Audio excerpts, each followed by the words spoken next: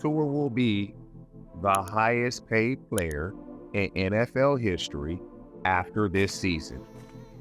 That's a fact. He's earned it. It is what it is. He's earned it. You want me to prove it? You didn't want to give me a deal because you want to make sure that I can stay healthy. Now, this is contingent on he has to get through the season. Let's remember this. The Dolphins and Tua started fast last year. They started very well last year. Last year, Tua was in an MVP conversation, and then he had the problem with the concussion. So we got to make sure Tua can stay healthy. We got to make sure that Tua is going to be available. Now, if he can do those things, he will be the highest paid player in NFL history as soon as this season is over with. And if he can't, he will be that guy like, what if? What if? And so if he can stay healthy, mark my words, he will be the highest paid player in NFL history, and then he will be surpassed. Miami Dolphins play the Buffalo Bills this weekend in Buffalo. You play in Buffalo, you look at the schedule, yes, we play them September, early October. That's what they're getting. The weather should be pretty good. The Buffalo Bills have always had a pretty good defense. So this will be a test for that Dolphins offense to see what they can do. Division opponent, they know you well. Again, I don't see how you stop the Miami Dolphins. Now, they can implement the Bill Belichick, let's just play over the top, how people played the Kansas City Chiefs when they had Tyreek Hill.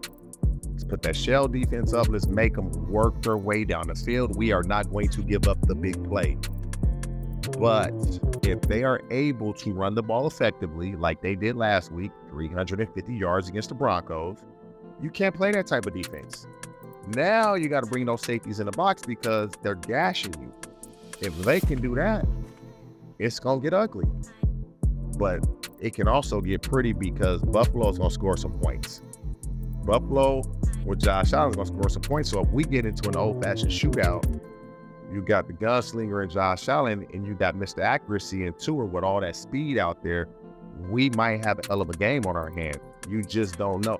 Can that pass? They don't have Von Miller. Von Miller's not playing yet. And so will that pass rush be able to affect Tua and slow that defense down, or will they do it by playing the shell down? Got to see what McDermott's going to do. If I had to pick a winner of this game, honestly, I would probably go with the Dolphins, depending on the spread. If I'm just picking an outright winner, I would pick the Dolphins. When you look at the quarterback position, obviously Josh Allen has had tremendous success when you compare it to what Tua has done over the course of their careers.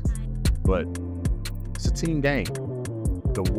When you put up 70 points and you have the type of success that the Dolphins and Tua have had this early in the season, I don't think y'all understand how confident they are. I mean, you walking in chest out, head up, like I can't be with. That's how the Dolphins feel.